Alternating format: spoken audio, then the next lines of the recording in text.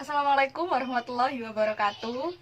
Halo teman-teman semuanya, selamat pagi. Waduh, di pagi hari yang cerah ini saya yakin ya teman-teman pasti sudah siap dong. Dan juga tentunya semangat ya untuk mengikuti acara LKMM UISI di tahun 2021 ini. Waduh, saya beruntung ya karena diberi sebuah kesempatan untuk bisa bertemu dengan teman-teman. Terus nantinya kita juga akan berdiskusi bersama mengenai materi di LKMN ini.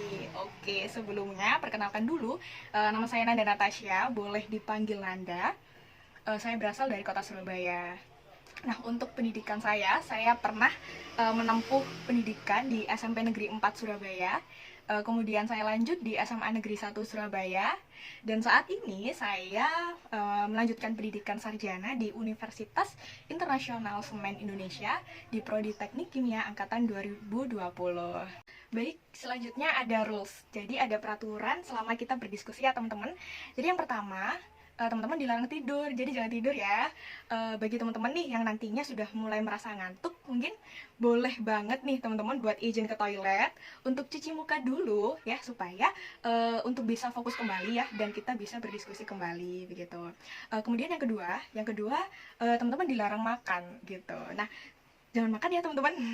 Karena kalau nanti teman-teman sambil makan, fokusnya pindah ke makanan, bukan lagi ke materi yang akan kita diskusikan. Tapi teman-teman boleh banget untuk minum, gak apa-apa kalau minum, tapi jangan makan ya gitu. Kemudian yang terakhir ada ini aktif ya, teman-teman harus aktif di sini semuanya, karena kita di sini konsepnya adalah berdiskusi secara dua arah, dan kita di sini santai saja teman-teman, sama-sama belajar, teman-teman belajar, begitupun juga saya juga sama-sama belajar di sini gitu.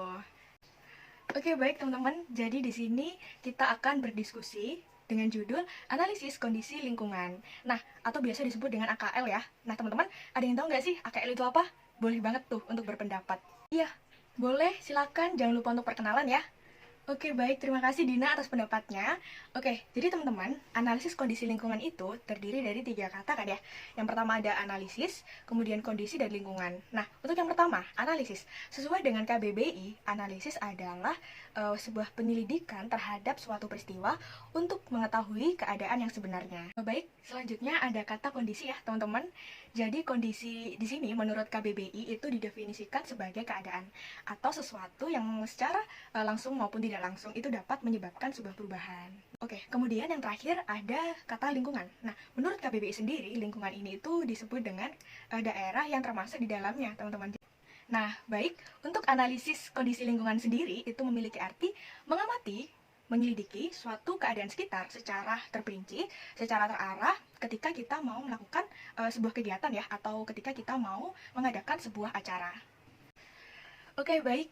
Teman-teman, ada yang tahu nggak sih kenapa ya kok kita itu membahas materi AKL ini? Pentingnya apa sih untuk kita ya materi AKL ini? Siapa yang mau berpendapat? Sangat boleh. Oke, silahkan. Jangan lupa untuk memperkenalkan diri ya. Baik, terima kasih untuk Lestari ya. Oke, jadi teman-teman, di sini itu ada beberapa tujuan ya, mengapa kita membahas materi analisis kondisi lingkungan. Yang pertama itu ada supaya kita bisa mengambil sebuah keputusan atau sebuah tindakan sesuai dengan kondisi yang ada. Kemudian yang kedua, itu untuk mencegah terjadinya sebuah kegagalan. Karena ketika kita sudah mengamati, sudah menganalisis, ya kan, atau manajemen resiko ya namanya itu, ketika kita sudah melakukan itu semua, kita akan meminimalisir yang namanya sebuah resiko atau kegagalan, begitu. Yang terakhir, tujuannya adalah untuk mengetahui seberapa pentingnya kita melaksanakan kegiatan atau acara ini, begitu. Oke, jadi teman-teman, saat kita mulai menerapkan AKL ini, itu pasti terjadi sebuah masalah. Nah, jadi kita membahas nih, sumber masalah apa saja sih yang datang ketika kita mulai menerapkan AKL. Nah, yang pertama itu adalah manusia. Nah, kenapa manusia? Karena anggap saja ini itu ya, sekolah nih, ada sekolah yang mau mengadakan sebuah acara pensi yang mengundang gestar gitu. Nah, di dalam sebuah kepanitiaan itu banyak manusianya kan ya, nggak mungkin hanya satu gitu. Nah, di dalam kepanitiaan juga tidak mungkin kan semua itu punya satu pemikiran, pasti beda-beda tuh pemikirannya gitu. Nah, dari perbedaan pemikiran ini itu juga yang dapat jadi sumber masalah gitu. Nah, yang kedua ada fasilitas. Jadi yang ketiga itu ada sistem, Kemudian yang keempat ada produk dan jasa. Nah, produk dan jasa ini jadi di sebuah kepanitiaan itu yang namanya panitia pasti butuh konsumsi ya teman-teman, karena itu salah satu dari produk.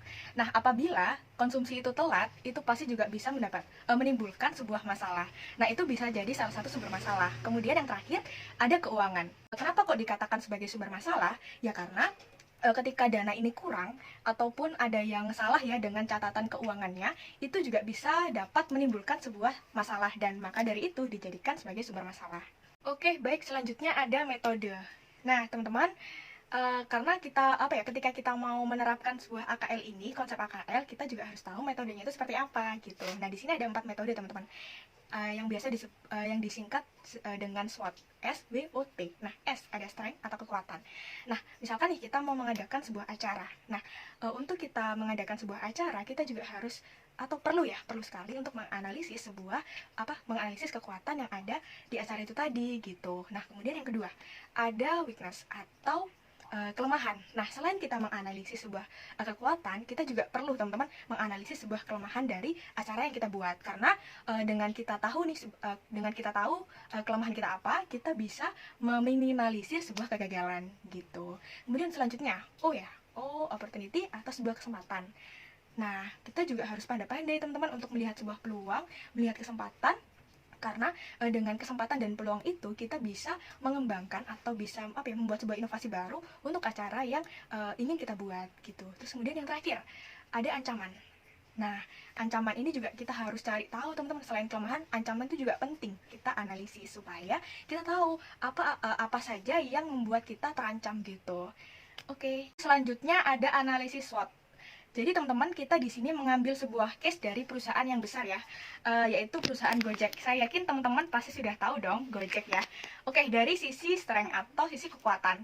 Yang pertama, Gojek itu merupakan salah satu perusahaan ojek online yang ada di Indonesia. Kemudian, yang kedua, Gojek ini juga salah satu perusahaan startup yang terbesar ya. Kemudian, Gojek juga tidak hanya melayani sebuah ojek online teman-teman. Ternyata di sebuah aplikasi Gojek ini juga banyak pelayanan seperti GoFood, yaitu antar pesan makanan ya, kemudian GoClean, GoPulsa, dan kawan-kawan. Itu banyak sekali yang ada di dalam aplikasi Gojek. Oke, selanjutnya itu ada opportunity atau sebuah kesempatan. Nah, jadi teman-teman, di zaman yang sudah canggih ini itu ada yang namanya delivery atau pesan antar makanan. Nah, untuk kita nih yang sedang malas untuk memasak, kemudian malas untuk keluar mencari makanan, ya entah jalan kaki atau naik motor gitu kan, mager gitu kan. Nah, kita bisa langsung pesan gitu lewat handphone, tinggal pilih-pilih, kemudian langsung diantar. Nah, dari sebuah peristiwa yang seperti ini, Gojek itu langsung berpikir cepat gitu kok. Oh, ini kesempatan yang bagus gitu untuk kita mengembangkan sebuah aplikasi GoFood. Nah, gitu teman-teman. Kemudian yang kedua, ada pesan antar paket. Nah, ini juga sedang tren banget teman-teman di zaman yang canggih ini ya, karena kita tidak perlu repot-repot untuk mengantarkan paket itu sendiri, menggunakan kendaraan sendiri gitu kan. Karena dengan aplikasi Gojek ini ya, atau biasa disebut dengan GoSend, kita bisa mengantarkan paket itu entah dari jarak dekat maupun jarak jauh gitu, entah dalam kota maupun di luar kota. Nah, nanti harganya menyesuaikan dengan jarak paket yang mau diantarkan itu kemana, seperti itu teman-teman. Oke, selanjutnya yang ketiga teman-teman ada weakness atau kelemahan. Nah, di sini kelemahan dari perusahaan Gojek ya, itu yang pertama, dari perusahaan Gojek ini pasti membutuhkan sebuah dana atau modal yang itu cukup besar sekali ya teman-teman. Kemudian yang kedua, aplikasi Gojek itu belum tersebar di seluruh provinsi atau kota atau kabupaten yang ada di Indonesia. Ya kan, pasti yang di daerah-daerah pelosok, saya yakin dan teman-teman juga tahu pasti belum ada yang namanya internet, begitu kan, susah sinyal, akses jalannya pun tidak sebaik di kota-kota besar. Oke, yang terakhir ada ancaman. Nah, teman-teman, ternyata perusahaan sebesar Gojek ini pun dia mempunyai sebuah ancaman loh, teman-teman. Wah, kira-kira apa ya? Oke, jadi teman-teman, perusahaan Gojek itu juga mempunyai sebuah kompetitor, teman-teman. Nah, apabila nih si kompetitor ini itu mempunyai sebuah inovasi yang jauh lebih baik daripada inovasi yang dimunculkan oleh Gojek, itulah disebut sebuah ancaman. Karena apabila si perusahaan kompetitor ini jauh lebih di atas ya, jauh lebih wow dibandingkan Gojek, otomatis Gojek juga merasa terancam karena misalkan pasarnya turun nih, peminatnya juga turun. Nah, itu dia yang disebut dengan ancaman.